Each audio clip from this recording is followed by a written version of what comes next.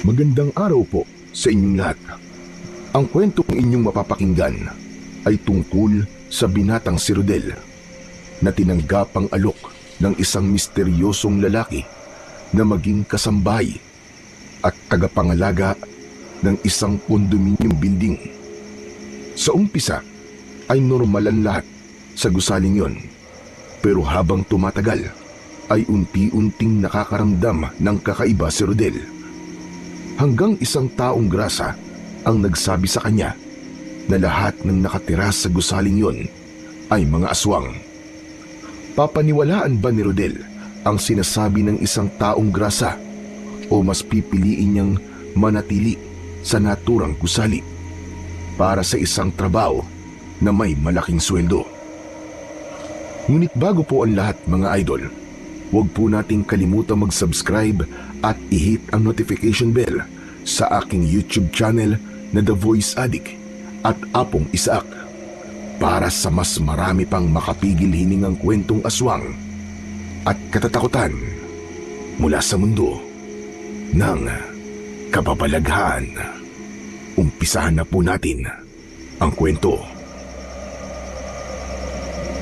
Habang abala ang binatang si Rodel sa pag-aayos ng mga paninda niyang balot at chicharon, ay napansin niya ang kanyang Lola Rosana na hinahati sa gitna ang gamot nito. Napailing si Rodel at nilapitan niya ang matandang babae. "Lola Rosana, di ba sabi ko po sa inyo, huwag niyo pong hinahati ang maintenance na gamot niyo? Baka mamaya po atakihin na naman po kayo niyan sa puso at ng hika niyo." Hayaan mo na ako, Rodel. Ngayon ko lang naman ulit ginawa ito. Binilang ko kasi kung ilan na ang gamot ko. Hindi na pala aabot hanggang sa katapusan ng buwan. "Lola, huwag na po kayo magtipid sa gamot niyo. Ako na po ang bahalang gumawa ng paraan para makabili ng gamot. Medyo okay naman po ang kita ko sa pagtitinda ng balut at chicharon . Saka tandaan niyo, La, mas malaki po ang magagastos natin kapag na-ospital kayo." Ay, nako. Bakit pa kasi ako nagkaroon ng sakit na ganito, Apo? Sakit ito ng mayayaman . Dapat ay umuusipon na lang ang binigay sa akin ng Diyos. Nahihirapan ka tuloy sa pag-aalaga sa akin at sa pagtatrabaho. Huwag po kayo mag-isip ng ganyan, La. Masaya po ako na naibibigay ko po ang lahat ng pangangailangan nyo. Gumaganti lang po ako sa lahat ng sakripisyong ginawa nyo sa akin nung bata pa po ako. Kayo po nag-alaga sa akin simula po nang mamatay ang mga magulang ko. Napakaswerte ko talaga at naging apo kita, Rodel. Sana ay pagpalain ka ng ating Panginoong Diyos. La, swerte rin po ako sa inyo.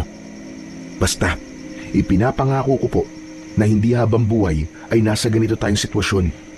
Makakaahon din po tayo sa kahirapan. Kaya hindi pa po kayo pwedeng mamatay, ha? Dapat po kasama ko pa kayo kapag yumaman na tayo. Sige, Apo. Walang problema sa akin. Kapag nakausap ko susundo sa akin, ay sasabihin ko na wag na muna at hintayin mo nang yumaman ka bago niya ako kunin. Yan! Ganyan nga dapat, Lola. O paano? Tatapusin ko na po muna ang pag-aayos ng mga paninda ko para makaalis na po ako. Inumin niyo na po ng buo yung gamot niyo, ha? Huwag niyo na pong hatiin yan sa gitna. Binalikan ni Rodel ang kanyang ginagawa nang masiguro niya na iniinom na ni Lola Rosana ng tama ang gamot nito. Tanging si Lola Rosana na lang ang kasama ni Rodel na nabubuhay sa barong-barong nilang bahay sa isang squatters area. Namatay sa sunog ang kanyang mga magulang at isa pa niyang kapatid noong 10 taong gulang pa lamang siya. Sila lang ni Lola Rosana ang nakaligtas at simula noon ay ang lola na niya ang bumuhay sa kanya. Nagtitinda ito noon ng gulay at iginapang nito ang pag-aaral ni Rodel hanggang sa makatapos siya ng high school. Nang magkasakit si Lola Rosana, ay pinahinto na ito ni Rodel sa pagtatrabaho Pinasok niya ang pagtitinda ng balut at chicharon upang kahit paano ay matustusan ang pangangailangan nila para sa araw-araw at ang maintenance na gamot ng kanyang lola. Walang ibang pangarap si Rodel kundi ang maipatikim sa lola niya ang buhay na pangarap niya para rito. Hindi niya gusto na yumaman sila ng sobra. Sapat na para sa kanya yung meron siyang mas maayos na trabaho na kayang ibigay ang ginhawang alam niyang nararapat para kay Lola Rosana. Matapos na maayos ni Rodel ang kanyang mga paninda, ay nagpaalam na siya kay Lola Rosana at umalis na siya sa kanilang bahay upang ibenta ang mga yon. Halos 3 oras na ang lumipas simula nang maglako ng balot at chicharon si Rodel, pero kakaunti pa lang ang bumili sa kanya. Bumuhos kasi bigla ang malakas na ulan, kaya hindi siya makapaglakad at makapagbenta ng maayos ng gabing yun. Nakatambay si Rodel sa labas ng isang convenience store habang pinapanood ang malakas na ulan. Ay nako, anak ng teteng talaga, oo, kapag minamalas ka nga naman. Sana naman huminto na tong ulan na to, buisit, para makapagtinda na ako ng maayos. Hindi ako makakabili ng gamot ni Lola kapag nagtuloy-tuloy ang ulan Isang malalim na paghinga ang pinakawalan ni Rodel. Sa tingin niya kasi ay walang posibilidad na huminto ang ulan na yon. Ay, ang mabuti pa siguro umuwi na lang ako. Malas talaga. Tatayo na sana si Rodel mula sa pagkakaupo nang isang itim na kotse ang huminto sa harapan niya. Mula roon ay bumaba ang isang lalaking matangkad na may dalang payong. Nakasuot yon ng itim na polo shirt at itim na pantalon at sapatos. Sinundan ng tingin ni Rodel ang lalaki hanggang sa makapasok yon sa convenience store. Ang yaman siguro ng lalaking yun. Gara ng kotse. Tsaka ang dami niyang suot na gintong alahas. Saka mukhang mamahalin yung sasakyan niya. Sana balang araw maging ganun din ako sa kanya. Makalipas ang ilang sandali ay lumabas na ang lalaki mula sa convenience store. Bubuksan na sana nito ang payong nang bigla yung napatingin kay Rodel. Lumapit ang lalaki kay Rodel.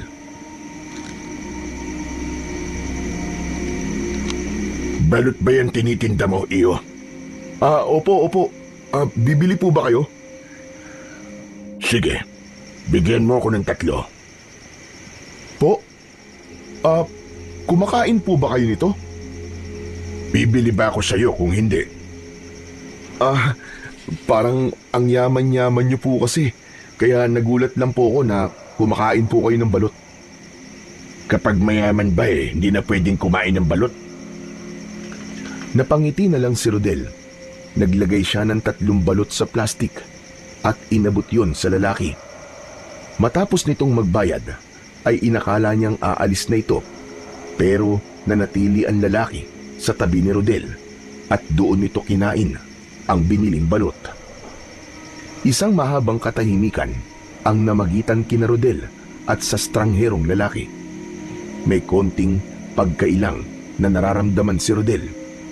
Naantala ang plano niyang pag-uwi dahil naisip niyang baka bumili ulit ang lalaki kapag naubos nito ang mga binili nitong balot.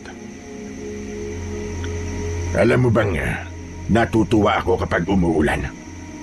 Ha? Bakit naman po, Manong? Gusto ko kasi yung tunog ng ulan. Saka kapag umuulan, nalilinis ang kalsada. Ako naman po ayoko ng ulan. Hindi po kasi ako nakakapagbenta ng maayos saka kapag umuulan po, tumutulo po yung bahay namin. Ang dami po kasing butas ng bubong Panigurado natataranta na naman po ang lola ko ngayon dahil sa pagsahod po ng mga timba at palanggana. Iba-iba talaga ang epekto ng mga bagay-bagay sa ating mga tao. Gaya na lamang ng ulan. Maganda ang dulot nito sa akin. Pero para sa iyo ay hindi. Teka, parang ang lalim po yata ng binitiwan yung salita, sir ha. Ang lalim niyo po pala magsalita. Hindi sumagot ang lalaki. Lihim na napatingin dito si Rodel at pinag-aralan niya ang itsura nito. Naramdaman niya ang kaseryosohan sa pagkatao ng lalaki. May pagka-misteryoso rin ito na parabang napakalalim ng pagkatao nito. Matanong ko lang sa'yo, ano nga pala ang pangarap mo sa buhay? Pangarap? Ang gusto ko lang po makahanap po ako ng maayos sa trabaho na may mataas po na sahod kahit papano. Para po hindi ko na problemahin ang pambili ng gamot ng lola ko. Tapos, makalipat din po kami ng maayos na bahay. Yun lang po. Okay na po sa akin yun.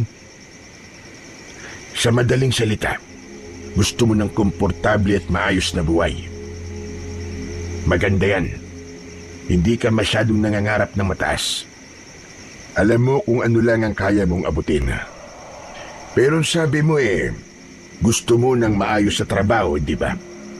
Hindi pa ba maayos ang pagbebenta ng balut para sa'yo?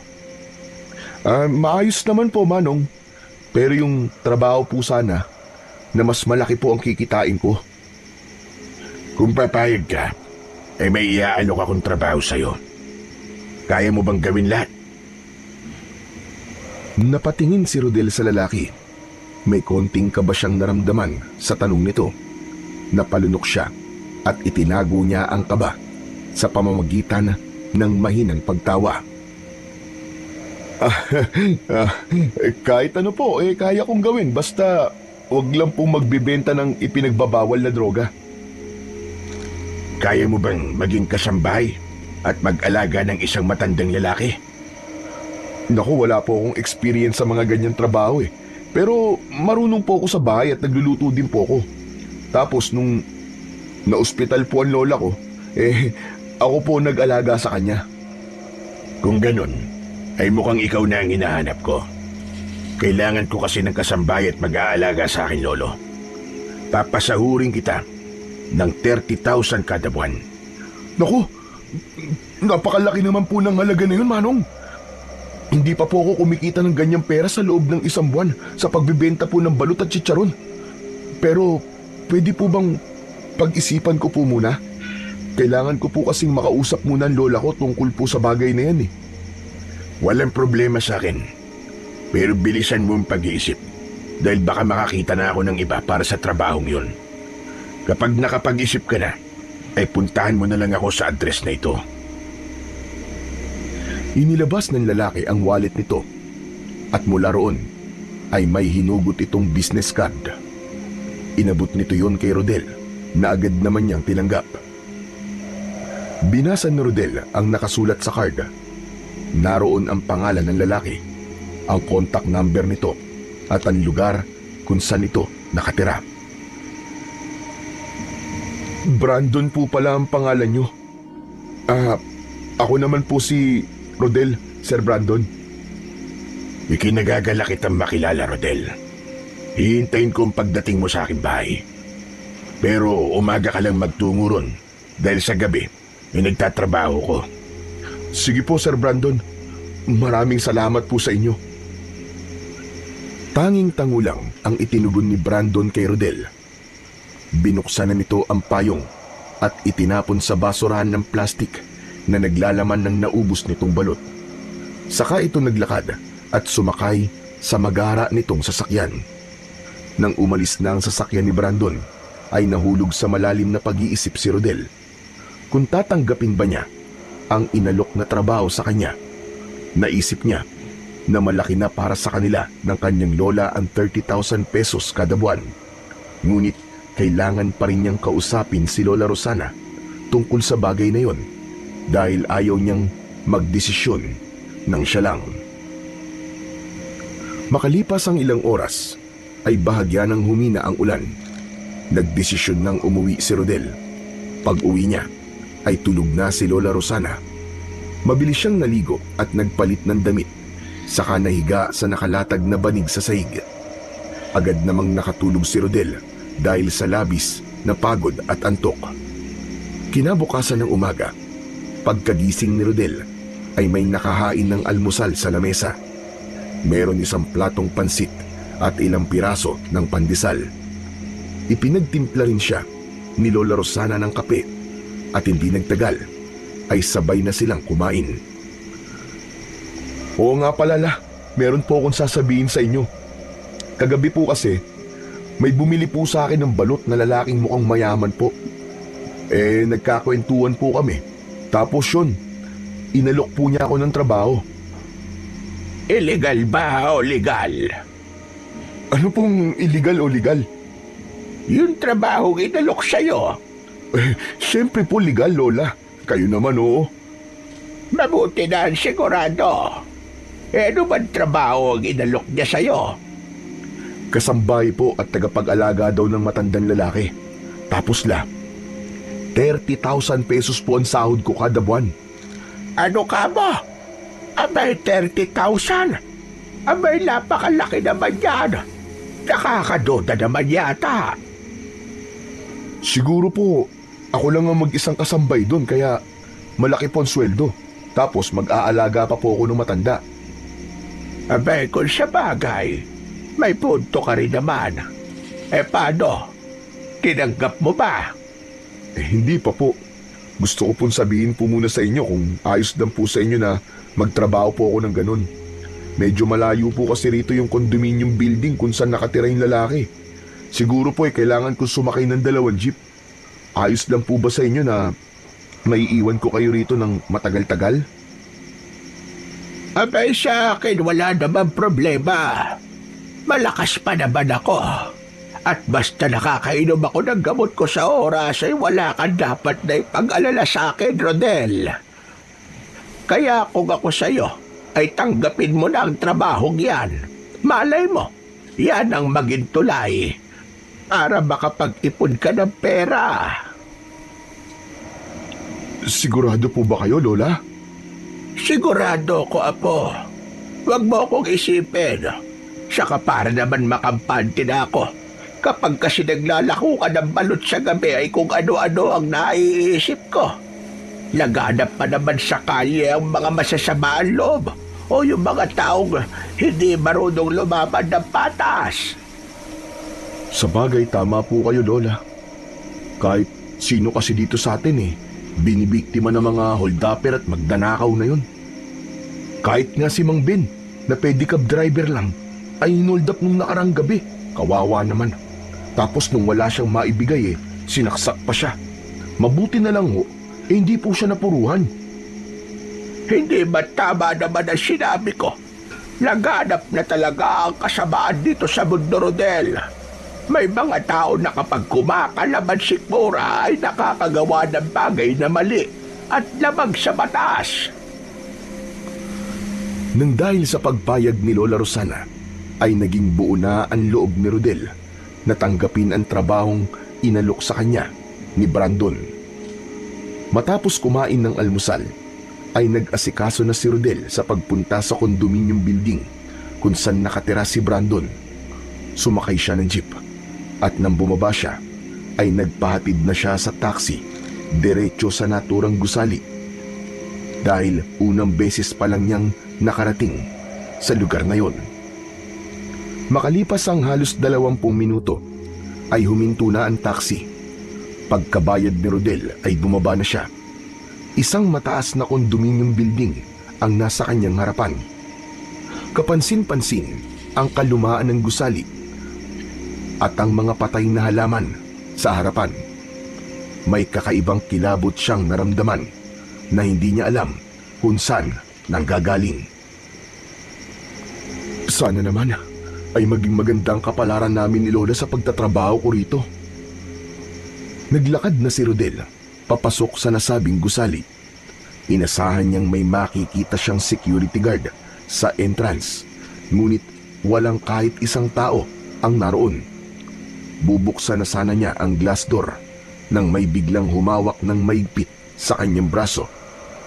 Nagulat si Rodel nang makita ang isang taong grasa sa kanyang tabi. Nanlalaki ang mga mata nun na parabang naninindak. Huwag kang papasok yan. Hindi ka na makakalabas ng buhay, maniwala ka. Ha? Teka, wala akong barya eh. Puro buong pera ko. Makinig ka sa akin. Umalis ka na rito. Alis na! Pasensya na kuya, nagmamadali kasi ako eh. Pilit na inalis ni Rodel ang maduming kamay ng lalaki sa kanyang braso. Nang mabitiwan siya ng taong grasa, ay nagmamadali niyang binuksan ang pinto at saka pumasok.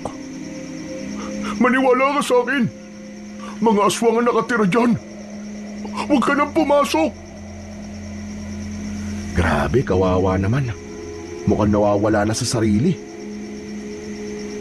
Naglakad si Rodel hanggang sa makarating siya sa tapat ng elevator. Tinignan niya sa business card ni Brandon kung saang floor naroon ang unit nito.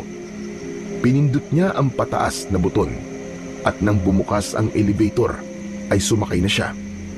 Nang sumarado ang pinto ay pinindot niya ang 14th floor. Nakakabingi ang katahimikan. Halos marinig na ni Rodel ang pagtibok ng kanyang puso at sariling hininga.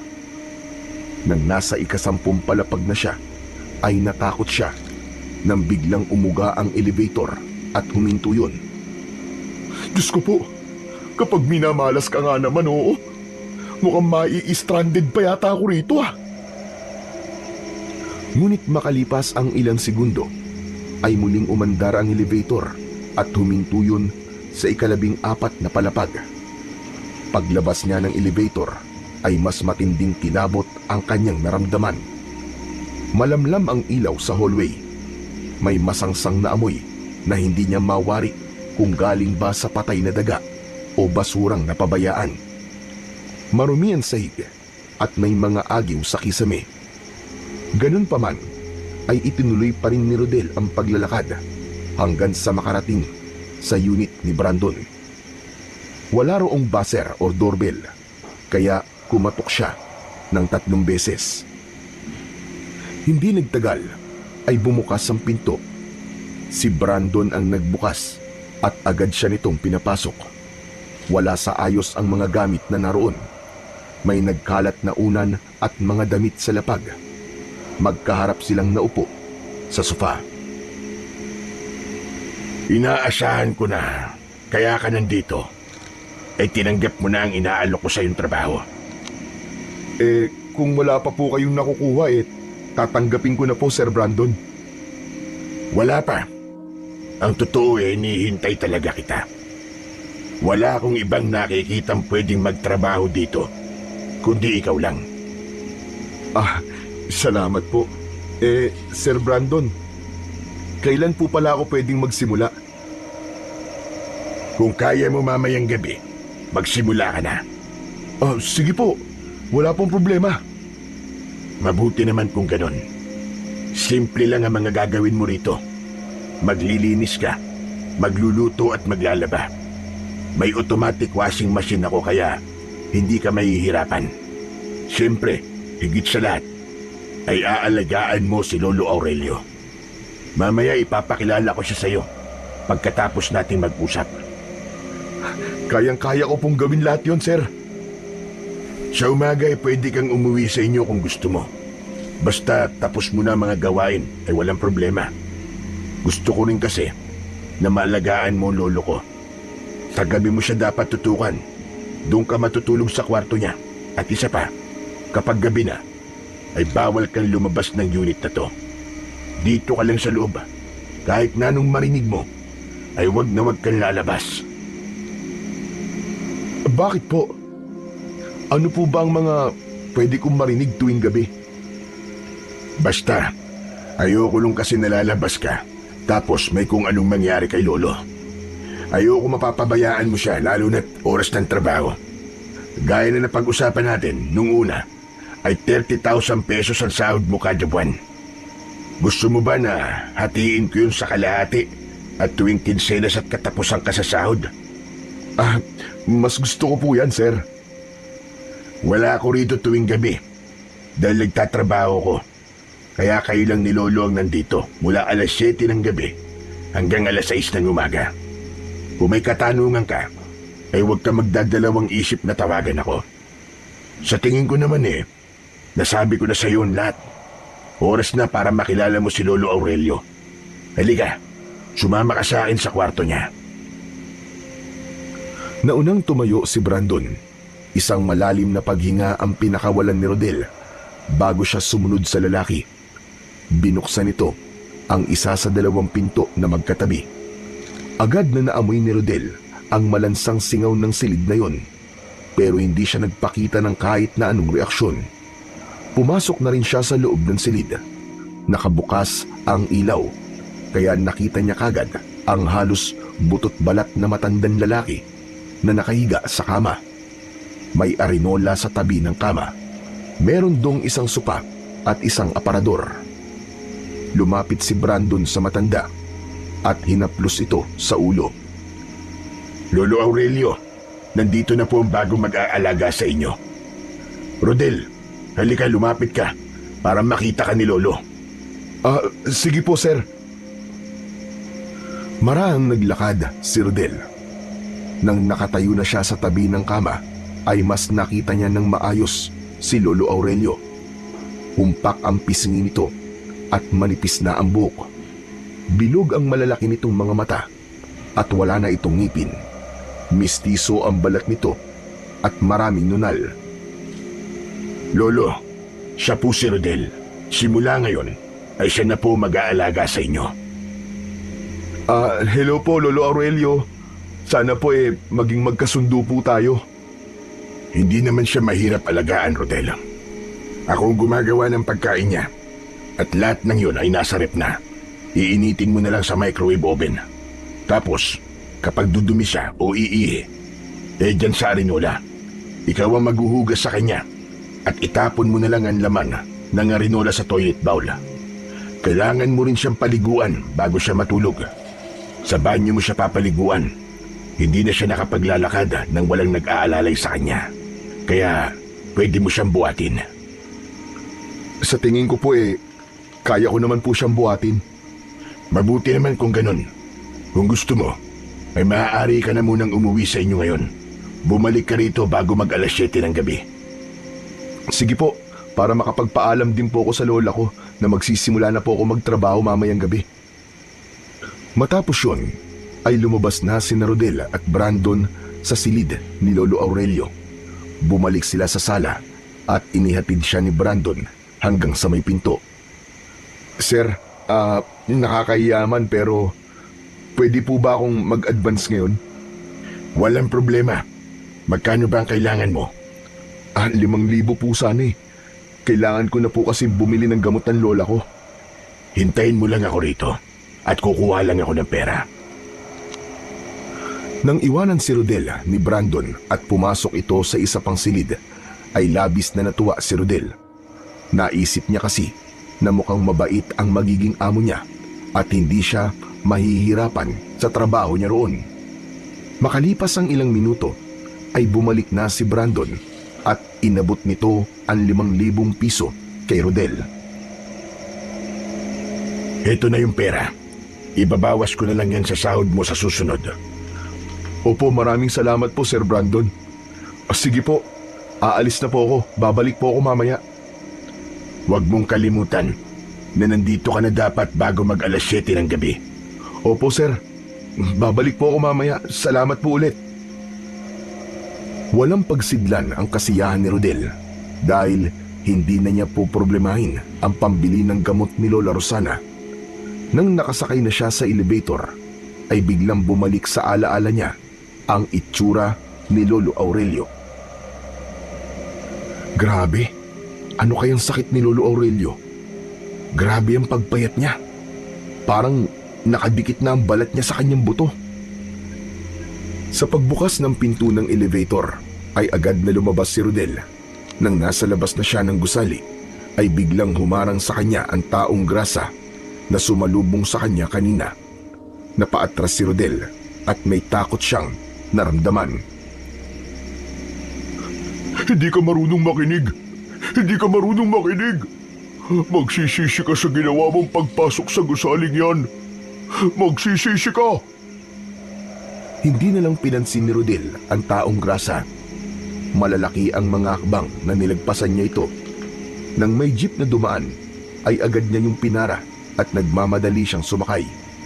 Habang umaandar ang jeep, ay napalingon pa siya sa taong grasa. Nakita niya na nakatayo yun sa gitna ng kalsada habang sinusundan siya ng tingin. Bago umuwi sa bahay, ay dumaan muna si Rodel sa butika upang bumili ng gamot ni Lola Rosana. Bumili na rin siya sa talipapa ng mga prutas, gulay at karne. Hindi rin niya kinalimutan ang bigas at ilang piraso ng delata at instant noodles. Nang makauwi siya, ay nagulat si Lola Rosana sa mga dala niya.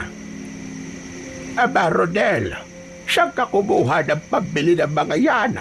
Huwag mong sabihin na ikaw ay nagnanakaw na. Grabe ang OA niyo naman po sa akin, la. Sa tingin niyo po ba magagawa ko pong magnakaw? Hindi po ba ang sabi ko po sa inyo kanina ay pupuntahan ko po yung nag-alok sa akin ng trabaho na si Sir Brandon? Ayun, tinanggap ko na po yung trabaho. Tapos, bumali po ako sa kanya ng 5,000 kaya naman po nakabili ako ng mga to. Ikaw talaga. Napakakapal ng mukha mo. Hindi ka pa nagsisimulang magtrabaho bumalik ka na kagad. Kailangan ko pong kapalan ng mukha ko para maibili ko po kayo ng gamot Baka kasi mahuli ko na naman kayong hinahati niyo po ang mga gamot niyo. Salamat naman kung gano'n na po. Pero kailan ka pala magsisimulang magtrabaho? Yun na nga po, mamayang gabi na raw po. Kailangan ko po nandun na ako ng bago mag alas 7 ng gabi. Ang kagandahan lang po ay pwede po akong umuwi rito. Basta tapos na po ang mga gawain ko doon. At nandun po si Sir Brandon. Abay, maganda pala talaga yung nakuha mong trabaho, apo. Pero kumusta naman ang amo mo? Sa tingin mo ba mabait siya? Pababalihin po ba ako nun kung hindi mabait? Mukhang mabait naman po si Sir Brandon kahit masyado siyang seryoso. Kaya lang, Lola, parang nakakatakot po yung condominium building kung saan nakatira si Sir Brandon. Mukhang napabayaan na, saka parang ang daming multo sa paligid. Tapos yung lolo niya na si Lolo Aurelio, nakakaawa po. Sobrang payat at parang malapit na pong mamatay. Ano ka ba? Kung multo lang kinakatakutan mo, ay huwag kang matakot. Hindi totoo ang multo. Ang pagtuunan mo ng pansin ay ang trabaho mo ron. Ayusin mo ang pagtatrabaho mo para matuwa sa iyo ang amo mo. Malay mo, taas ang kapanya ng sahod kapag nakita niyang maganda kang magtrabaho. Ewan ko bala. Talagang mabigat ang pakiramdam ko sa condominium building na yun. Pero tama po kayo. Kailangan kong mas mag-focus sa trabaho ko. Oo nga po pala, bumili po ako ng karne at mga gulay. Baka pwede po kayo magluto ng kaldereta. Matagal na po akong hindi nakakakain ng kaldereta O sige, ikaw ay magpahinga na muna dyan at ako ay magluluto na. Dinala ni Rodel ang lahat ng pinamili niya sa maliit nilang kusina. Matapos yun, ay hinayaan niya na si Lola Rosana na magluto habang siya naman ay kinuha ang isang lumang bag upang ilagay doon ang ilang damit na kakailanganin niya sa pagtatrabaho niya kina Brandon at Lolo Aurelio. Bago sumapit ang alas 6 ng gabi, ay bumiyahe na si Rodel pabalik sa condominium building kung saan nakatira si Brandon. Nang makarating siya ron, ay nagpasalamat siya sapagkat wala yung taong grasa na humarang sa kanya kanina. Gumamit siya ng elevator paakyat sa 14 na palapag. Kumatok siya sa pinto ng unit ni Brandon at pinagbuksan siya ng lalaki. Oh, ang aga mo naman. Halika, pasok ka. Ayoko po kasing malate sa unang araw ng trabaho ko, sir. Sana'y hindi ka ningas, Kugon. Baka kasi sa umpisa ka lang ganyan. Ayoko pong mangako, pero sisikapin ko po na magagawa ko po ang trabaho ko ng maayos at hindi kayo bigyan ng sakit ng ulo. Paalis na rin ako maya-maya. Yung pagkain ni Lolo Aurelio ay yung mga nasa plastic container sa rep. Mamayang alas 8 mo siya pakainin. Ikaw naman, Pwede kang kumain ng kahit na ano na nandyan sa kusina. Wala po bang iniinom na gamot si Lolo Aurelio? Wala. Wala siyang maintenance. At huwag mong kalilimutan na dapat ay matutulog ka sa kwarto ni Lolo para mas mabantayan mo siya ng maayos. Kapag hindi ka makatulog, ay may gatas sa rep. Uminom ka nun. Ako kasi kapag hindi ako makatulog, ay umiinom ako ng gatas at nakakatulog naman ako. Panigurado kasi na mamamahay ka rito. Tinandaan ni Rodel ang lahat ng sinabi sa kanya ng amo niyang si Brandon. Matalas ang memorya niya, kaya hindi siya nahirapang isaulo lahat ng bagay na kailangan niyang tandaan. Mabilis na lumipas ang oras at maya-maya ay nagpaalam na si Brandon kay Rodel dahil kailangan na nitong pumasok sa trabaho. Nang wala na ang lalaki, ay isinarado at kinandado na ni Rodel ang pinto. Umupo siya sa sofa at binuksan ang telebisyon habang hinihintay ang oras ng pagkain ni Lolo Aurelio. Ngunit wala siyang mapanood na maganda sa telebisyon, kaya pinatay niya na lang yun. Tinignan niya ang kabuuan ng condominium building. Kakaiba pa rin ang pakiramdam niya sa lugar na yon. May kakaibang bigat sa dibdib ang bawat sulok ng naturang condo unit ni Brandon. Ano kayang trabaho ni Sir Brandon at sa gabi siya umaalis? Baka supervisor siya sa call center. Palagi kasi siyang nakasuot ng maayos eh. Pero kahit ano naman ang trabaho niya, basta mapasahod niya ako ng okay, ayos na yun. Maya-maya pa ay nagluto na si Rodel ng pagkain niya. Nagsaing siya at naggisa ng corned beef na nilagyan niya ng patatas. Dahil medyo mahaba pa ang oras bago sumapit ang 8:00, ay nauna na siyang kumain. Hinugasan na rin niya ang kanyang pinagkainan pagkatapos. Sakto na ilang minuto na lang ay 8:00 na ng gabi. Kumuha ng isang plastic container sa rep si Rodel at isinalang yun sa microwave oven. Nang tumunog ang microwave, ay kinuha na niya mula roon ang pagkain ni Lolo Aurelio. Binuksan niya yun at nalaman niyang lugaw na may hiwa ng karni ang naroon. Isinali niya yun sa isang mangkok at nagtungo na siya sa kwarto ng matanda. Umupo siya sa upuang nasa tabi ng kama. Nilagyan niya ng unan ang likod ng ulo ng matanda upang makasandal ito at makakain ng maayos. Hindi naman nahirapan si Rodel na pakainin si Lolo Aurelio. Marahan at paunti-unti lang ang pagsubo niya rito. Bahagyang nataranta si Rodel nang biglang naubo ang matanda. Hala, nasa medyata kay Lolo, sandali lang. Kukuha lang po ako ng tubig. Ipinatong ni Rodel ang mangkok sa lamesa sa tabi ng kama. Tumakbo siya sa kusina at kumuha ng isang baso ng tubig. Bumalik siya kay Lolo Aurelio at pinainom niya ito ng tubig. Kukunin na sana niya ang mangkok, pero natigilan siya dahil ubos na ang laman nun. Naguguluhang napatingin si Rodel sa matanda. Lolo, kayo po bang umubos nito? Walang tugon ng matanda.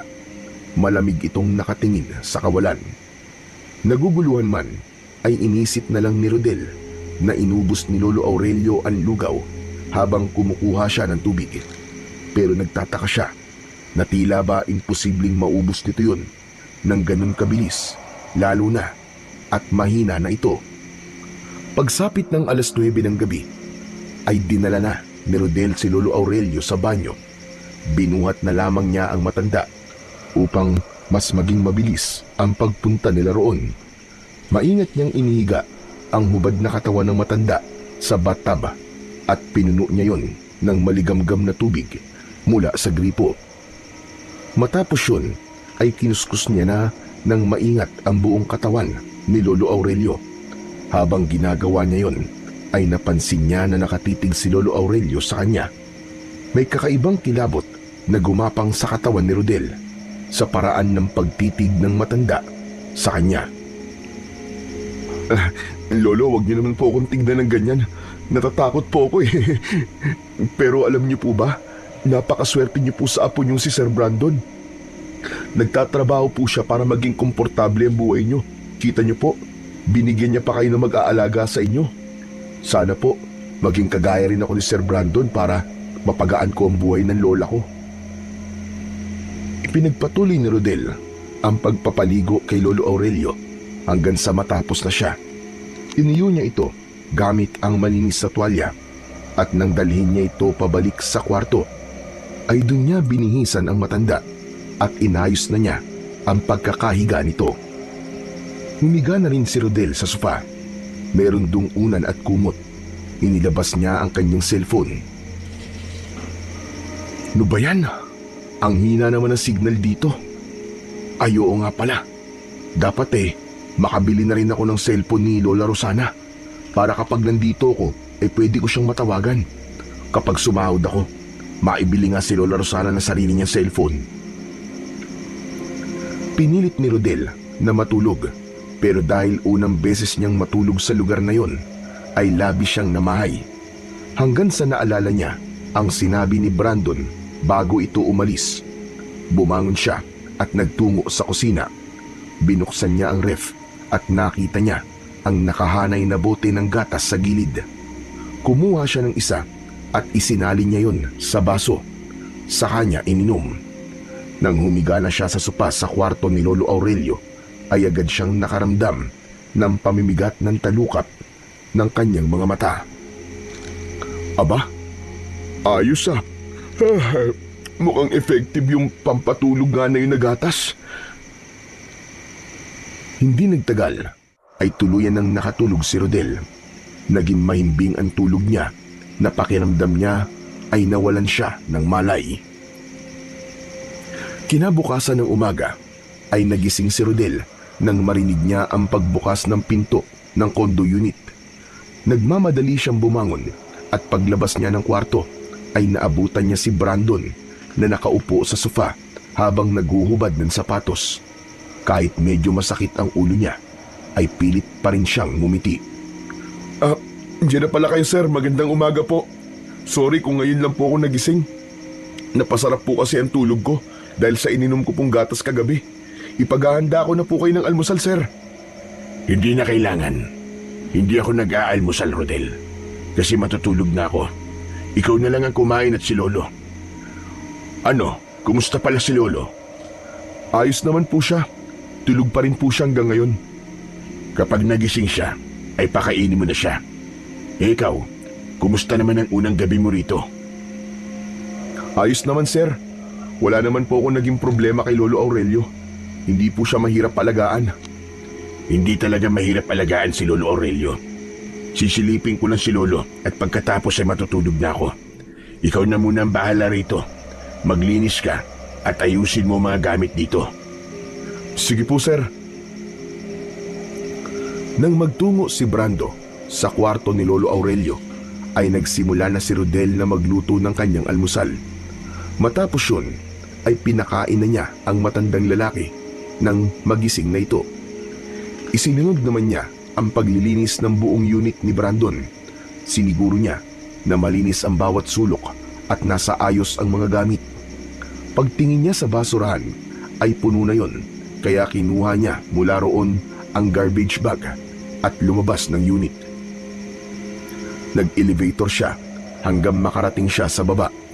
Lumabas siya ng condominium building at itinapon ng basura sa mas malaking garbage bin sa labas. Pagharap niya ay napaatras siya dahil nasa harapan niya ang makulit na taong grasa. Mas lalo siyang kinabahan dahil may hawak itong kakaibang patalim. Hindi ba? Ang sabi ko sa'yo huwag ka nang babalik dito. Hindi po ako pwedeng hindi bumalik dito dahil dito po ako nagtatrabaho. Tignan mo, at nilalagyan ka na niya ng marka. Nagsisimula na siya.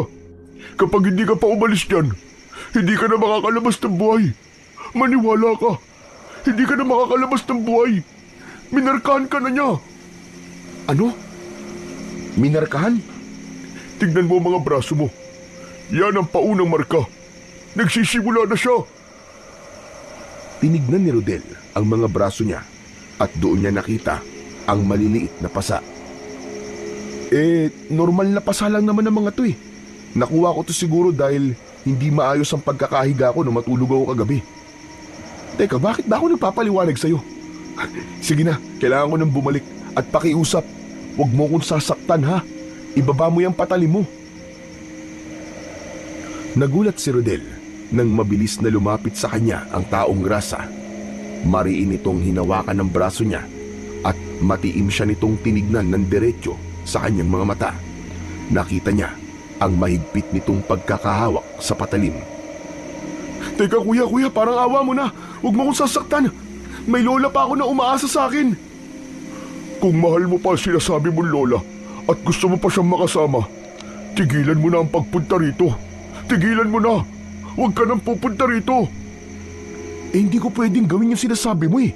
Dito nga ako nagtatrabaho. Heto. Kunin mo ang patalim na to. Tanging ito lang ang makakapatay sa kanila. Sige na, kunin mo na to. Ipinagsiksikan ng taong grasa ang patalim sa kamay ni Rodel. Tinanggap naman niya yon at nang bitiwan siya ng lalaki ay itinapon niya sa kung saan ang patalim. Nagmamadali siyang tumakbo papasok sa building at agad siyang sumakay ng elevator. Nang umandar na pataas ang elevator, ay dun lang nakahinga ng maluwag si Rodel. Napahawak si Rodel sa kanyang dibdib habang habol ang paghinga.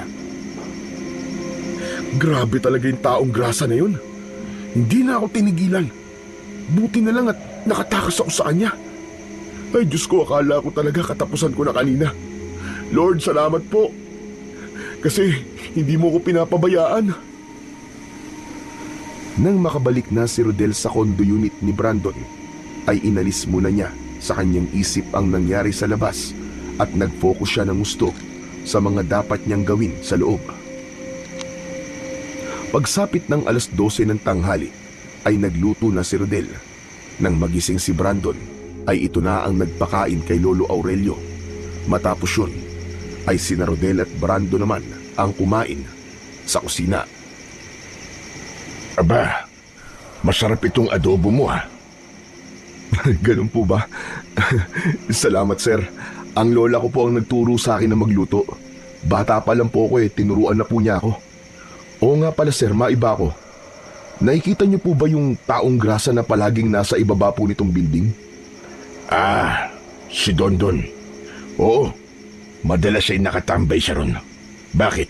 Ginugulo ka ba niya? Opo Kapag nakikita niya po ako palagi niya po akong nilalapitan. Palagi niya rin pong sinasabi na wag na po akong babalik dito. Tapos kanina po may dala pa po siyang patalim. Akala ko nga po sasaksakin ako. Mabuti na lamang po nakatakbo agad ako. Nakakatakot po siya, sir.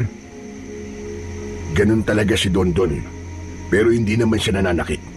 Kahit yung mga dating nag-aalaga kay Lolo, ganun din ang ginagawa niya. Namatay kasi ang mag-iina niya. Kaya nawala na siya sa sariling katinuan. Kaya wag mong papaniwalaan ang mga sinasabi niya. Kasi wala nga siya sa kanyang sarili. Kumbaga baliw na. Nakakaawa po pala siya kung ganun. Buti na lang po't walang nabaliw sa amin ng lola ko nung namatay po ang nanay at kapatid ko dahil sa sunog. May mga tao talaga na mahina ang kapit ng katinuan. Pero hindi natin dapat sila husgahan dahil hindi natin alam ang kanilang kwento. Tama po kayo, sir. Pero bakit parang walang tumutulong po kay Dondon? Hindi ba dapat kinukuha siya ng kung anong sangay ng gobyerno? Ayon sa mga naririnig ko, dinala na sa isang mental hospital si Dondon dati. Ilang beses na, pero palagi siyang tumatakas.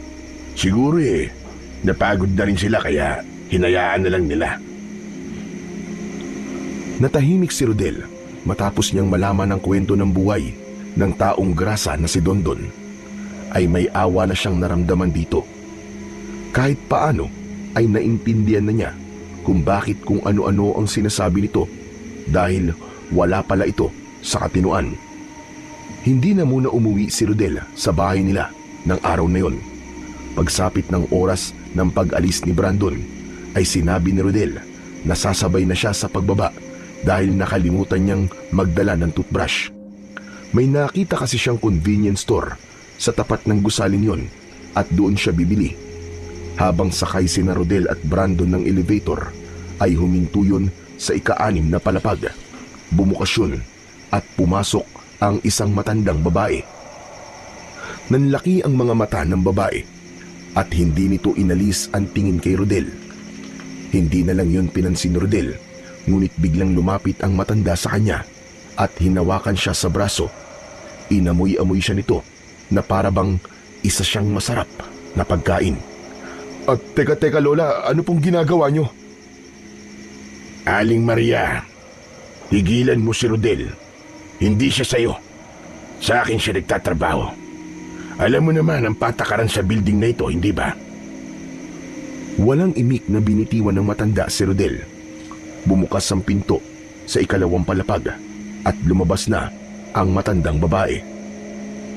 Nang makalabas na si Rodel ng elevator, ay ramdam pa rin niya ang kaba na idinulot ng ginawa ng matandang babae sa kanya.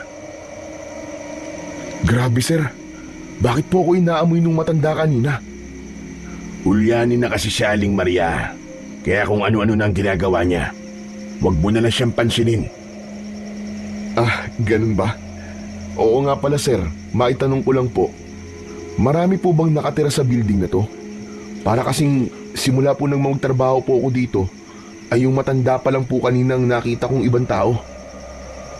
Maraming nakatira rito, pero hindi sila palalabas sa kanilang unit. Kaya bihira mo lang silang makikita. Ah, ganun po pala yun.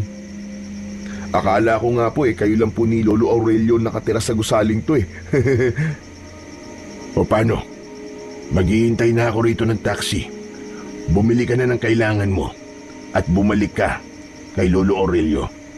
Ayokong naiiwan siya na mag-isa ng matagal. Ah, sige sir. Mag-iingat po kayo. Tumawid si Rodel sa kabilang bahagi ng kalsada kung saan naroon ang convenience store. Agad siyang bumili ng toothbrush at bumalik na siya sa condo unit ni Brandon. Naisip niyang linisin ang kwarto ni Brandon dahil hindi niya yon nagawang linisin kanina. Kinuha niya ang mga gamit na panglinis at inuna niya ang pagwawalis. Yumuko siya sa ilalim ng kama at pagsilip niya ron ay may nakita siyang isang itim na traveling bag. Hindi mahilig makialam ng gamit ng iba si Rodel, pero nang sandaling yon ay tila may bumulong sa kanya na tignan niya ang laman ng naturang bag. Hinila ni Rodel ang bag at nang buksan niya yon ay tumambad sa kanya ang napakaraming nilibuhing papel na maayos na nakalagay sa bag. Agad niya yung isinarado at ibinalik sa ilalim ng kama. Grabe! Ang dami pala talagang pera ni Sir Brandon. Mayaman pala talaga siya. Ipinagpatuloy na ni Rodel ang paglilinis sa silid ni Brandon at nang matapos siya ron, ay saka naman niya ginawa ang mga dapat niyang gawin gaya ng pagpapakain at pagpapaligo kay Lolo Aurelio. Gaya ng unang gabi ni Rodel sa condo unit na yon, ay hindi niya pa rin magawang makatulog, kaya muli siyang uminom ng isang baso ng gatas na nasa ref. Ilang minuto lang ay nakatulog na siya matapos niya yung inumin. Umaga na nang magising si Rodel at napansin niya ang ilang kalmot sa kanyang braso.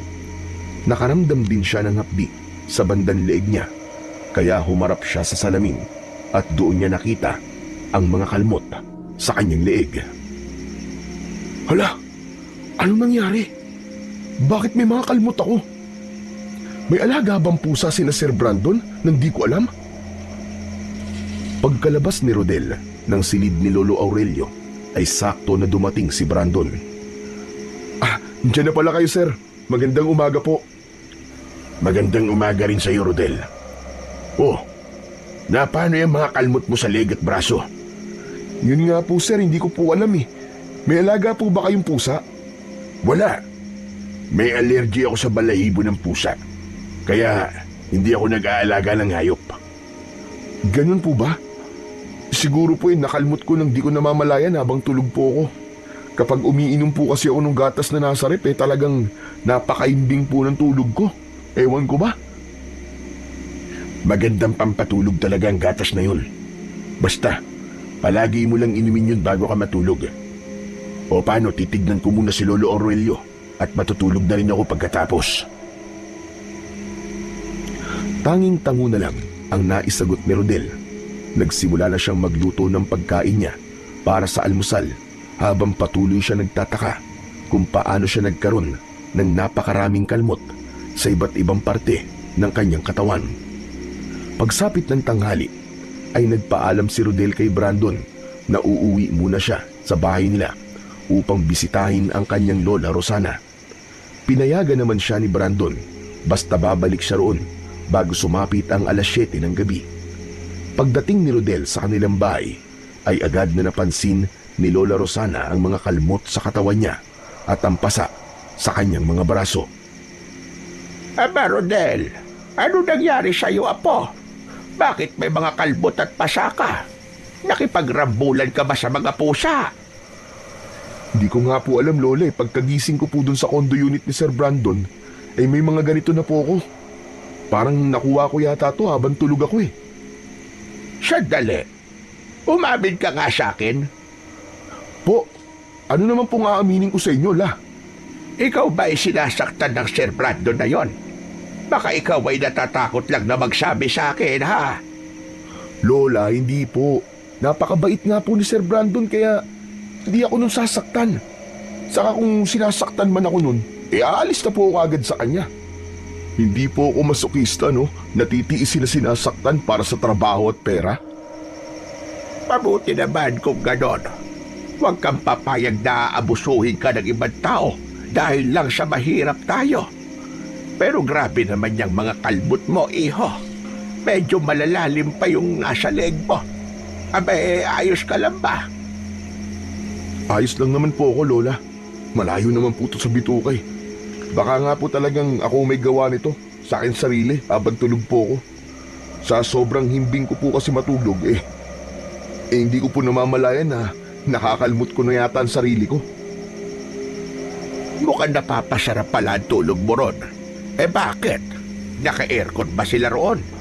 Opo, pero ang totoo nga po niyan hindi po ako makatulog doon. Namamahay pa po kasi ako Ano ka mo? Bakit ang sabi mo mahimbing ang tulog mo ron? Ano ba talaga? Naguguluhan ako sa'yo. Ganito po kasi yun, Lola. Dahil nga po hindi ako makatulog dahil namamahay ako, yun po, umiinom po ako doon ng gatas na sinabi sa akin ni Sir Brandon. Kapag umiinom po kasi ako ng gatas na yun, mabilis po talaga ako nakakatulog. Para nga pong may pampatulog yung gatas kasi talagang sobrang himbing po ng tulog ko Ano kaya kung wag ka munang uminom ng gatas na sinasabi mo mamayang gabi? Hayaan mong makatulog ka ng natural para hindi sobrang himbing ng tulog mo. Nang sa gayon magigising ka kung ano talagang nangyayari habang tulog ka. Pinag-isipan ni Rodel ang sinabing yun ni Lola Rosana at naisip niya na gawin ng payo nito. Kaya naman pagbalik niya sa condo unit ni Brandon ay sinabi niya sa sarili na susubukan niyang hindi uminom ng gatas na nasa rep sa gabing yun. Nang matapos niya ng pakainin at paliguan si Lolo Aurelio, ay naligo sandali si Rodel at nahiga na sa sofa.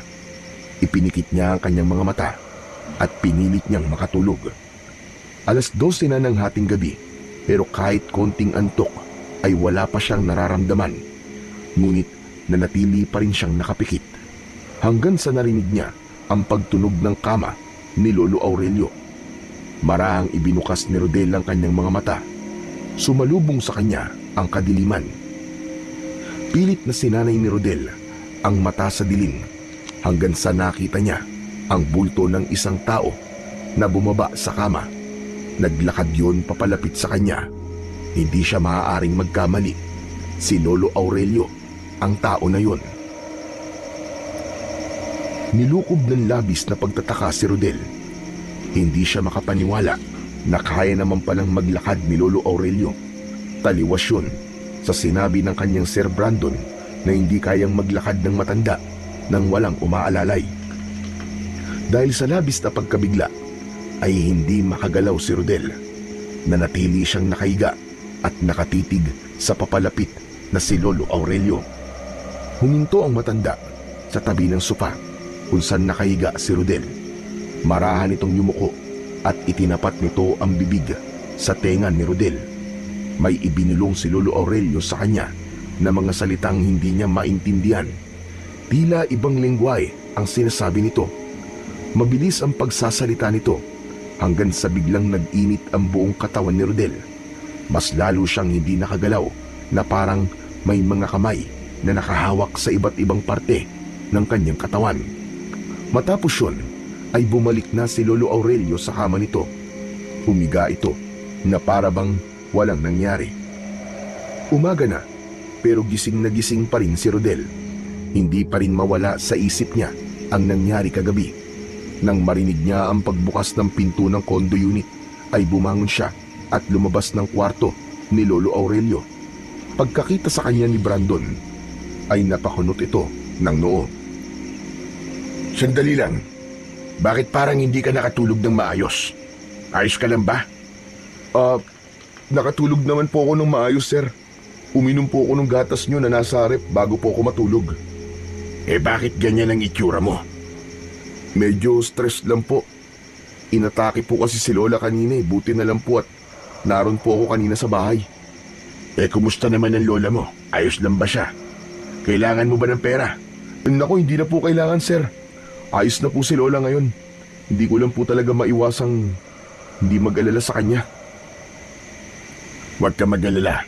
Basta palagi ka lang magdasal. At kung kailangan mo ng pera o kung ano man tulong, ay huwag kang mahihiyang magsabi sa akin. Sige po, sir. Maraming salamat po.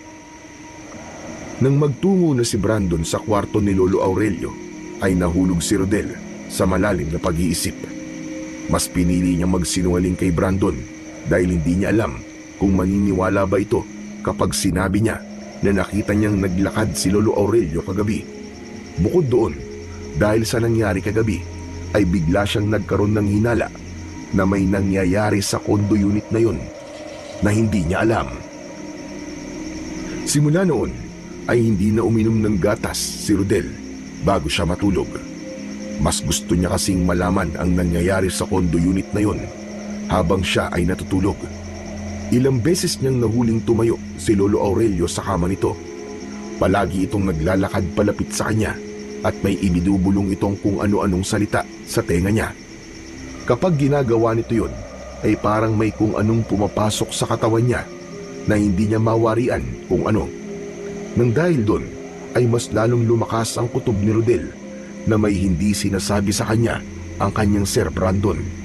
At kahit pakiramdam niya ay maaaring manganganib ang buhay niya, ay mas pinili niyang manatili roon upang alamin ang bagay na hindi sinasabi sa kanya ng amo niya. Isang gabi, nang makaalis na si Brandon, ay agad na naghalugog si Rodel sa kwarto ng kanyang amo. Isa-isa niyang tinignan ng mga drawer at maging ang aparador. Naghanap siya ng kahit isang bagay na maaaring magbigay ng kasagutan sa mga tanong sa kanyang isipan, ngunit wala siyang nakita. Malakas talaga ang pakiramdam ko. May kakaibang nangyayari sa unit na to. Kailangan kong alamin yun kung ano. Napahinto sa paghahanap si Rodel. Nang sumapit na ang oras ng pagligo ni Lolo Aurelio, habang pinapaliguan niya ang matanda, ay nakatitig lang ito sa kanya. Kinilabutan si Rodel nang biglang ngumiti ang matanda. Tila isa itong demonyo sa paningin ni Rodel. Lolo? Bakit po? Bakit po ganyan ang ngiti niyo sa akin? Hindi nagsalita si Lolo Aurelio at hindi rin naalis ang nakakatakot nitong ngiti hanggang sa matapos niya na itong mapaliguan.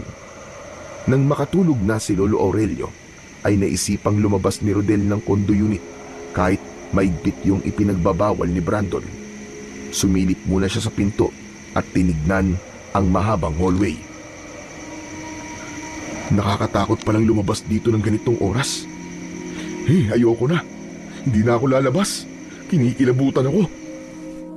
Isasarado na sana ni Rodel ang pinto nang may narinig siyang pagsigaw ng isang babae mula sa isa sa mga unit na nasa palapag na yon. Humihingi ng tulong ang babae. Bilang likas na matalungin, ay hinanap ni Rodel ang humihingi ng tulong. Hanggang sa mapatapat siya sa nakasaradong pinto na biglang bumukas.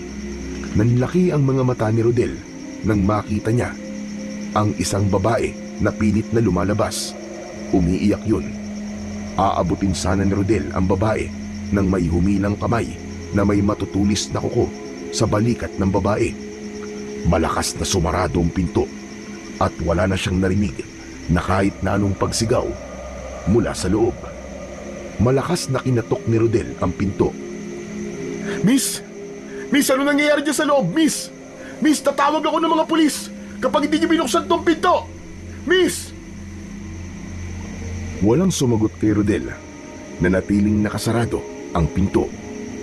Nagmamadaling bumalik si Rodel sa unit ni Brandon upang kunin ang kanyang cellphone. Sinubukan niyang tumawag ng pulis pero walang signal doon.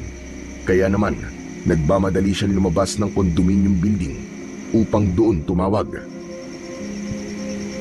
Matagumpay na nakatawag sa pulis si Rodel.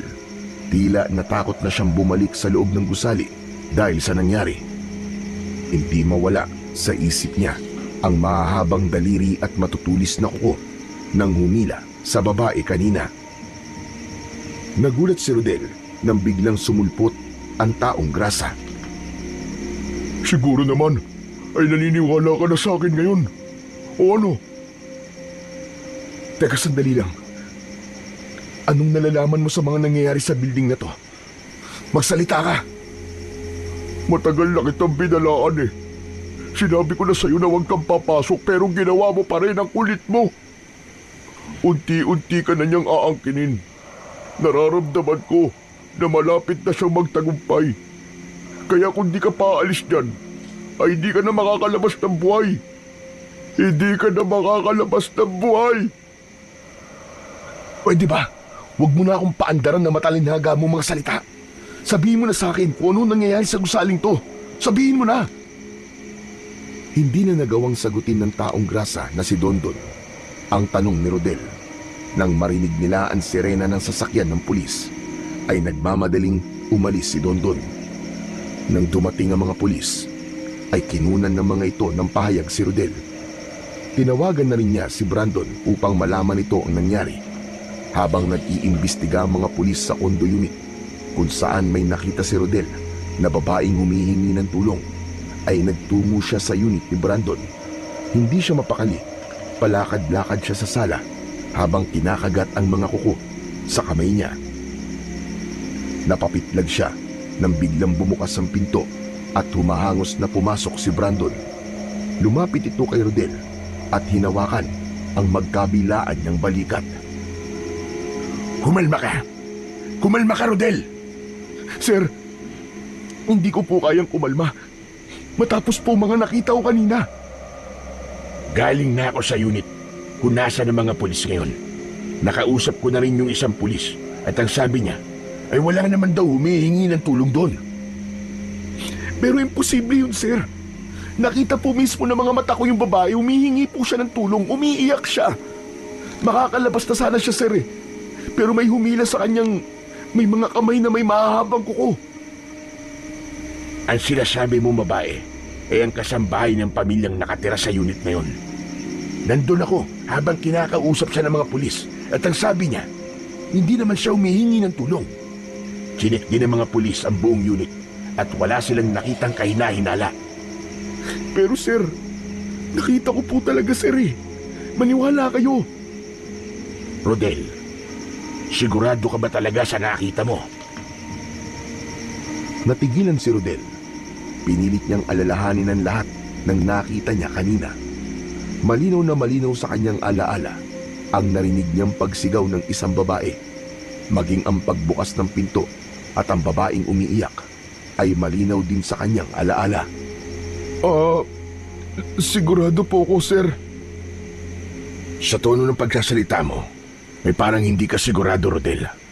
Saka hindi ba, ang sabi ko sa'yo, ay huwag kang lalabas ng unit ko kapag gabi na dahil kailangan maging tutok ka sa pagbabantay kay Lolo Aurelio.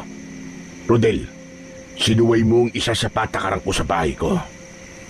Mabait ako, pero ayoko sa lahat ay yung hindi sumusunod sa simpleng patakaran sa sarili kong pamamahay. Sir, sorry po. Hindi ko na po uulitin. Huwag niyo po akong sisisantin, sir. Parang awa niyo na po. Bigyan mo ako ng magandang rason para hindi kita tanggalin sa trabaho mo rito. Nangangako po ako sa inyo, sir, na hindi na po ako lalabas ng unit niyo tuwing gabi. Pangako po. Huwag niyo lang po akong aalisin sa trabaho ko. Kailangan ko po ang trabahong to, sir. Hindi lang para sa sarili ko, kundi para po sa lola ko. Aasahan ko ang pangako mo na yan, Rodel. Tandaan mo, sa oras na suwayin mo pa ako, ay hindi na kita bibigyan ng isa pang pagkakataon. Alam mo bang naabala mo ang pagtatrabaho ko dahil sa ginawa mo? Sir, sorry po talaga. Hindi na po mauulit, pangako. Hindi na nagsalita si Brandon. Seryoso ang mukha nitong tinignan si Rodel. Habang si Rodel naman ay labis ang hiyang nararamdaman. Nang pumasok na si Brandon sa kwarto nito, ay nahihiyang napaupo sa sopa si Rodel. Tinanong niya ang sarili kung totoo ba ang nakita niya kanina o likha lamang yun ng kanyang imahinasyon. Matapos ang pangyayaring yun, ay hindi na lumabas si Rodel ng condo unit ni Brandon kapag sumasapit ang gabi. Palagi siyang nasa loob at binabantayan si Lolo Aurelio. Patuloy pa rin ang matanda sa pagbangon nito sa madaling araw upang lapitan si Rodel. Kapag tapos na itong bumulong sa kanya, ay bumabalik na ito sa higaan. Labis na nagtaka si Rodel kung ano ba talaga ang ginagawa ni Lolo Aurelio. Hindi niya maunawaan kung bakit kailangan itong magpanggap na hindi ito nakakalakad. Hanggang isang tanghali, umuwi muna si Rodel sa kanilang bahay. Tila wala sa sarili na naupo siya sa isang lumang bangko, sabay buntong hininga. Ang lalim naman yata ng buntong hininga mo, Rodel. May problema ka ba? Wala po, Lola. Pagod lang po ako sa trabaho. Bakit hindi ka humingi ng day off sa boss mo para makapagpahinga ka naman kahit papano? Sa susunod po na makapag-usap kami, ay sasabihin ko po sa kanya yan. Naisa nang sabihin ni Rodel sa lola niya ang mga nangyari sa condominium building, ngunit hindi na lang niya itinuloy. Nagkaroon siya ng hinala na kapag nalaman ito ang mga bagay na yon, ay baka pahintuin na siya nito sa pagtatrabaho niya kay Brandon. Para kay Rodel, napaka-importante ng trabahong yun para sa kanilang dalawa ng kanyang lola Rosana. Nang bumaba si Rodel ng jeep na sinasakyan niya papunta sa condominium building, ay tila tinatamad siya. Matapos ang mga nangyari nung nakaraang gabi, pakiramdam niya ay hindi na siya ligtas sa lugar na yon. Ganun pa man, alam niya sa kanyang sarili na wala siyang pagpipilian kundi ang bumalik doon upang magtrabaho. Papasok na sana siya sa gusali nang makita niya uli sa gilid si Dondon. Nakaupo yun at matiim na nakatingin sa kanya. Kung noon ay iniiwasan niya ang taong grasa, nang sandaling yun ay nagkaroon siya ng kagustuhan na makausap ito. Malakas kasi ang pakiramdam niya na may alam si Dondon sa totoong nangyayari sa loob ng gusali kung saan siya nagtatrabaho. Lumapit si Rodel kay Dondon. Tumayo ang taong grasa at seryosong tinignan si Rodel. Dondon. Dondon ang pangalan mo, tama? Ako nga pala si Rodel. Gusto sana kitang makausap kung okay lang sa'yo. Hindi ako nagkamali na darating ang araw na ikaw na mismo lalapit sa akin para makipag-usap. Bakit? Hindi mo na ba kinakaya ang nangyayari sa loob? Malapit ka na bang masiraan ng bait dahil sa dami ng katanungan na gusto mong hanapan ng kasagutan? Dondon, wala akong mahabang oras para makipag-usap sa'yo. Pwede bang sabihin mo na sa akin kung ano ba talaga nangyayari sa condominium building na to? Kanino ka ba nagtatrabaho? Kay Sir Brandon. Kasambahay ako ron at nag-aalaga ng lolo niya. Sa kanya rin ako nagtrabaho nun. Magkaparehas tayo ng trabaho sa kanya. Pero nang malaman ko Kung ano silang lahat sa gusaling yan ay umalis na kagad ako. Nandito ako at nagpapanggap na taong grasa at wala sa sarili para magbigay ng babala sa mga taong gaya mo na posibleng maging susunod nilang biktima. Biktima? Teka, anong ibig mo sabihin? Mamamatay tao ba sila? Oo, pero ibang klase ng mamamatay tao, Rodel. Makinig kang mabuti sa sasabihin ko. Walang dahilan para magsinungaling ako sa'yo. Mga aswang ang lahat ng nakatira sa gusali na yan. Pugad ng mga aswang ang condominium building na yan. Nanlamig si Rodel sa sinabing yun ni Dondon. Gumapang ang kilabot sa buong katawan niya. Pero may parte ng utak niya na ayaw maniwala sa sinabi ni Dondon. Ha? Paanong aswang? Hindi ba sa liblib na probinsya o baryo lang naman may mga ganun? Ano ka ba? Nag-iiba ang panahon.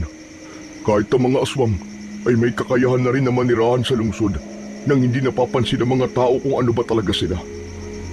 At alam mo ba, ang ginagawa ni Brandon at ng iba pang nakatira dyan? Kumukuha sila ng kagaya mo para magtrabaho sa kanila. At yung matatandang miyembro ng pamilya nila na malapit nang mamatay ang katawang tao, inililipat nila ang kaluluwa sa mas batang katawan.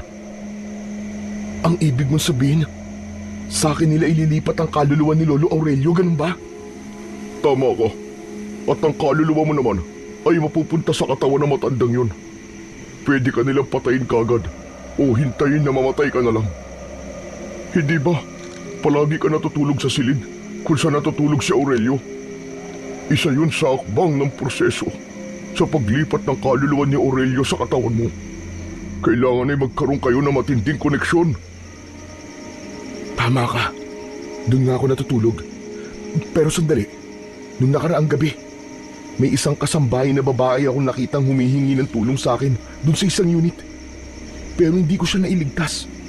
Nang kausapin ng mga pulis yung babae, at sabi niya ayos lang siya. Anong ibig sabihin nun? Simple lang. Nailipat na sa kanya ang kaluluwa ng kung sino mang malapit ng mamatay na miyembro ng kanilang pamilya. Ganon din ang mangyayari sa iyo, Rodel. Kapag hindi ka pa umalis dyan, ay sigurado ako na hindi ka na makakalabas ng buhay. Si Aurelio na ang makikinabang sa katawan mo. At si Brandon, hindi ba umaalis siya tuwing gabi? Ang sinasabi niya ay nagtatrabaho siya, hindi ba? Oo, nagtatrabaho siya. At alam mo ba kung ano ang trabaho niya? Hindi. Hindi ko kasi tinatanong ang bagay na yan sa kanya. Nangunguha siya ng mga tao. Binibenta niya yun sa mayayamang aswang. Kaya siya maraming pera. Kaya mag-isip-isip ka, Rodel. Kung gusto mo pang mabuhay, ay umalis ka na sa gusaling yan hanggat may panahon ka pa.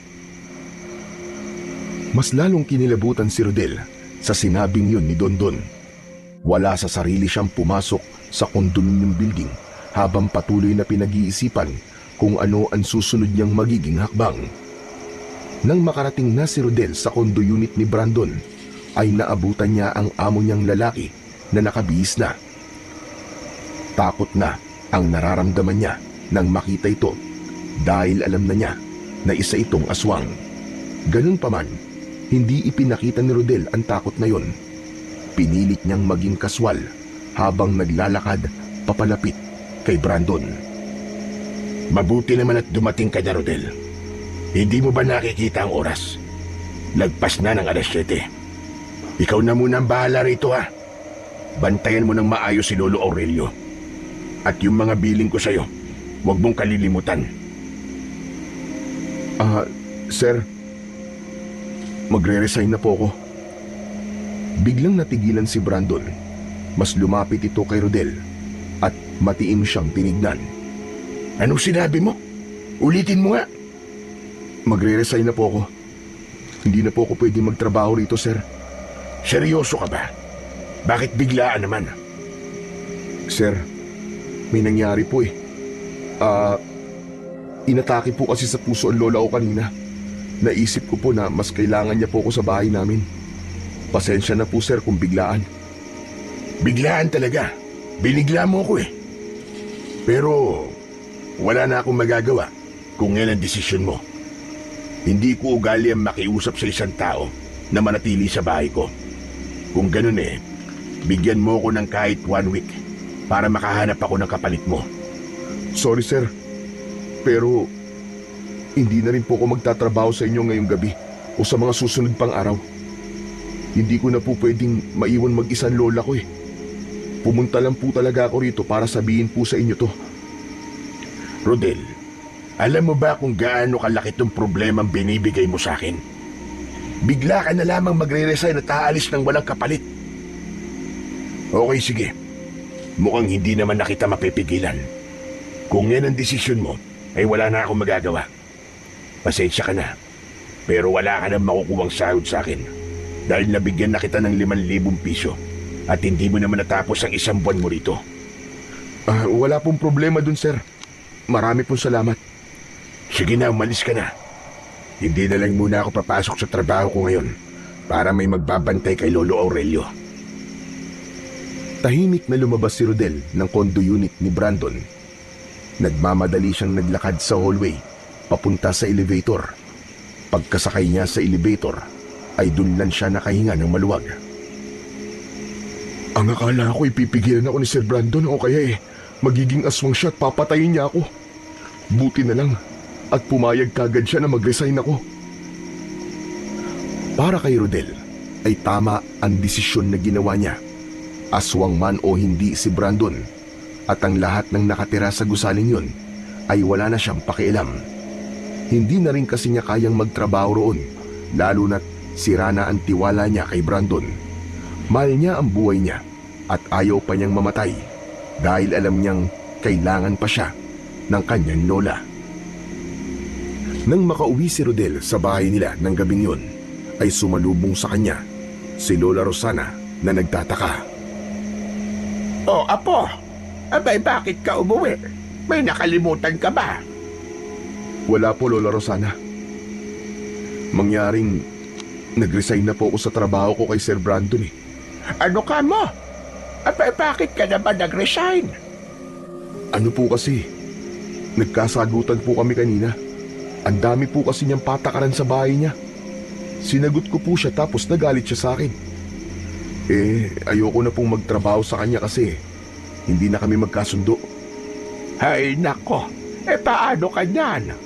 Ano nang magiging trabaho mo? Dating gawi. Babalik na lang po ako sa pagtitinda ng balot at chicharon. Kung yan ang gusto mo, sige. Mahigpit na niyakap ni Rodel si Lola Rosana.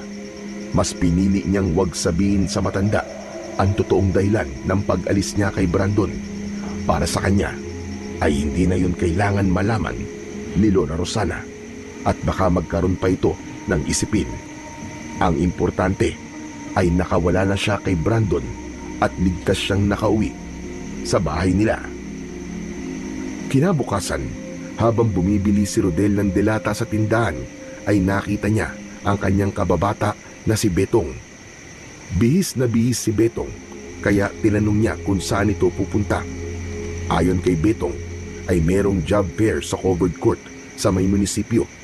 Dahil doon, ay naisipan ni Rodel na subukang mag-apply ng trabaho sa job fair.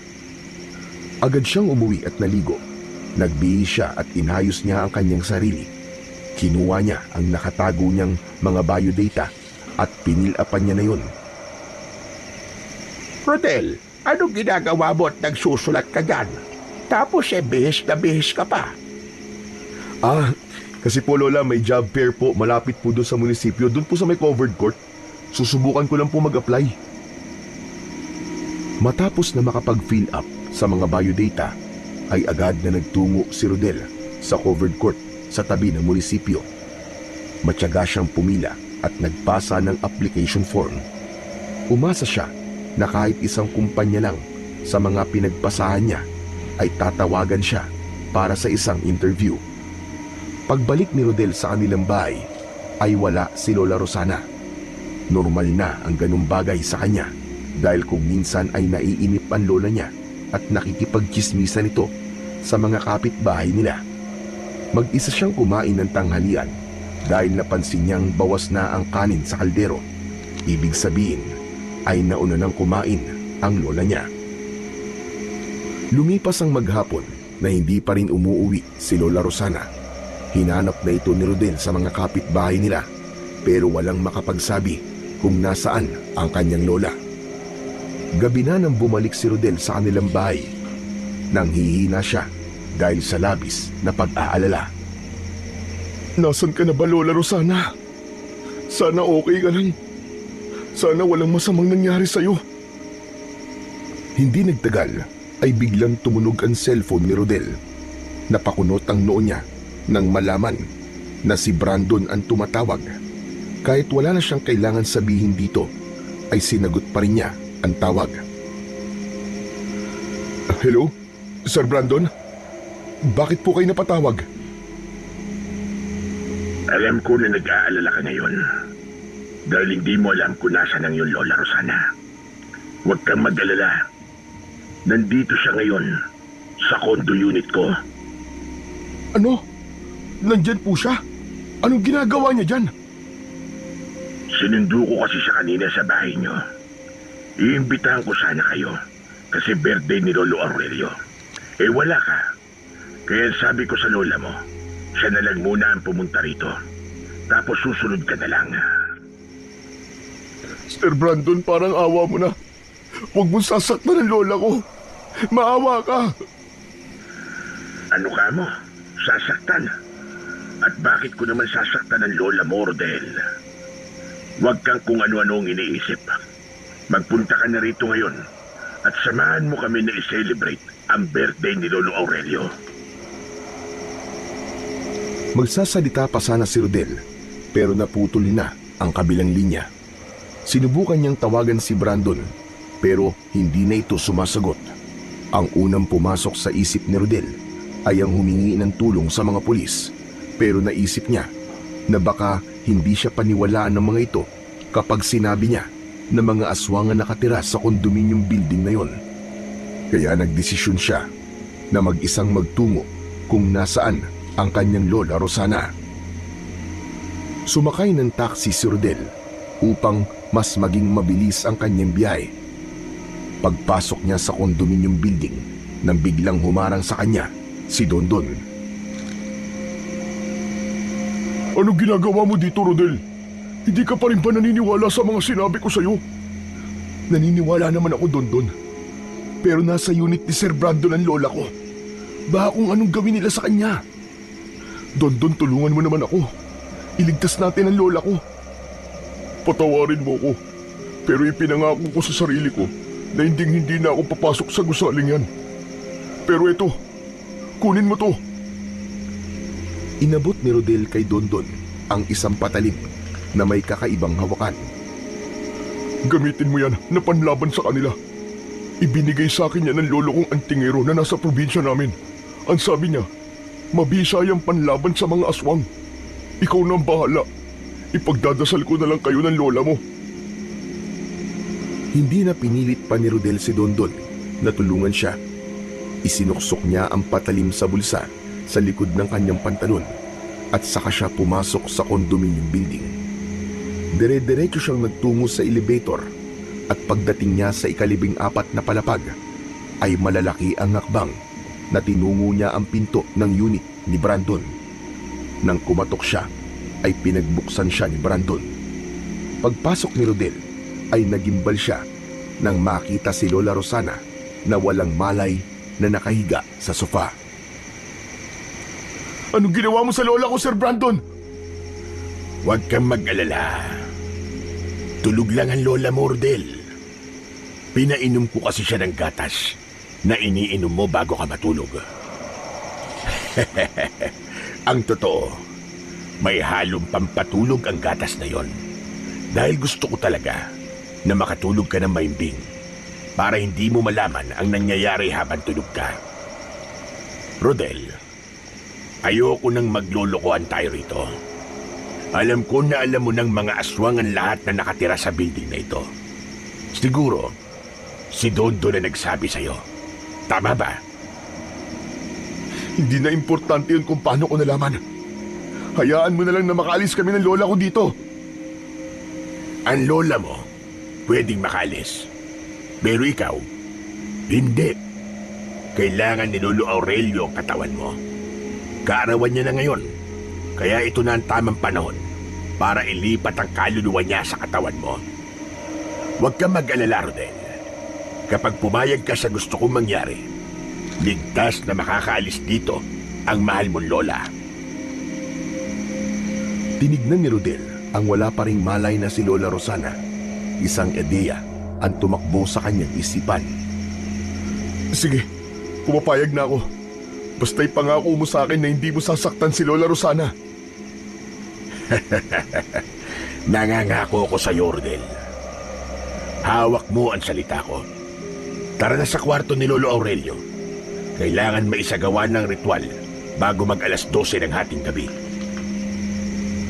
Walang tutol na sumama si Rodel kay Brandon sa silid ni Lolo Aurelio. Wala na roon ang kama. Sa sahig ay may 2 bilog na iginuhit gamit ang lupa. Sa isang bilog ay nakahiga si Lolo Aurelio. Sige na, humiga ka na sa isang bilog, Rodel. Hintayin mo ako rito at meron lang akong kukunin. Nang lumabas si Brandon, ay agad na inilabas ni Rodel ang patalim na ibinigay sa kanya ni Dondon. Nilapitan niya si Lolo Aurelio at itinapat niya ang patalim sa leeg ng matanda. Nang bumalik si Brandon, ay may dalang makapal na aklat at nagulat ito sa nakita. Ika, anong ginagawa mo, Rodel? Ano pa ba? E di gumagawa ko ng paraan para makaligtas kami rito ng lola ko. Akala mo ba? Ay naniniwala ako sa sinasabi mong hindi mo sasaktan si lola kapag pumayag akong ilipat mo ang kaluluwa ng lolo mo sa katawan ko. Palabasin mo kami ng lola ko, hayop ka. Kung hindi, papatayin ko tong lolo mo. Hindi nagsalita si Brandon. Ibinagsak nito sa saig ang aklat at sa mismong harapan ni Rodel ay mabilis itong nagbago ng anyo. Mula sa pagiging tao ay naging malahalimaw ang itsura nito. Mas lumaki ang katawan nito at nagkaroon ito ng matutulis na mga pangil. Ang mga kuko nito ay naging matutulis. Naging pula ang mga mata ni Brandon. Nang hilakbot si Rodel sa nakita, pero pinili pa rin niya ang maging matapang. Hindi lang ang buhay niya ang nasa panganib, kundi maging ang buhay ng kanyang Lola Rosana, kaya kailangan niyang tatagan ang kanyang loob. Sa isang iglap ay nawala si Brandon sa harapan ni Rodel. Luminga siya at nagulat siya nang biglang lumitaw ang aswang sa kanyang likuran. Kinalmot nito ang likod niya, sabay sipa sa kanya. Napasubsob siya sa saig at nabitiwan niya ang hawak niyang mahiwagang patalim. Gumapang siya upang abutin ang patalim, ngunit tinapakan ni Brandon ang kanyang kamay. Impit na napasigaw si Rodel. Sa tingin mo ba ay hahayaan kong patayin mo, lolo ko? Lapastangan ka. Maging masaya ka na lang dahil magagamit ni lolo ang katawan mo. Hindi ako papayag na magtagumpay ka. Hindi ako papayag na ipagamit ang katawan ko sa mga kagaya niyong halimaw. Mga demonyo kayo! Wala ka nang magagawa kundi ang tanggapin ang kapalaran mo. Ang mga kagaya mong mahihirap, ang madaling biktimahin. Madali kayong masilaw, lalong-lalo na sa pera. Kaya kung merong dapat sisihin kung bakit ka nasa sitwasyon na to, ay walang iba kundi ikaw. Ang buong akala ni Rodel ay katapusan niya na, pero pareha silang natigilan ni Brandon nang may itim na usok na pumasok sa loob ng kwarto. Nagmamadaling lumabas si Brandon at nakita niya ang pagkagimbal sa mukha nito. Mabilis na tumayo si Rodel matapos niyang makuha ang patalim at itinulak niya ang aswang na si Brandon. Napasubsob ito sa sahig at nang makalabas siya ng kwarto ay labis siyang nagulantang nang malaman na nasusunog ang kusina ng unit na kanilang kinaroroonan. Kahit papano ay may nakitang pag-asa si Rodel nang makita niya si Dondon sa gitna ng sala.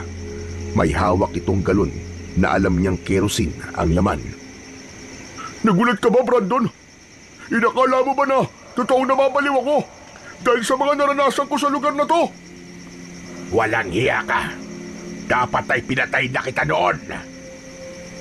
Sumugod si Brandon kay Dondon. Hinabol naman ni Rodel si Brandon at buong lakas na isinaksak niya ang mahiwagang patalim sa batok nito. Nangihinang napaluhod si Brandon sa saig habang nakabaon sa batok nito ang patalim. Lumapit si Rodel kay Dondon at agad niyang hinanap si Lola Rosana. Ang lola ko, nasan siya?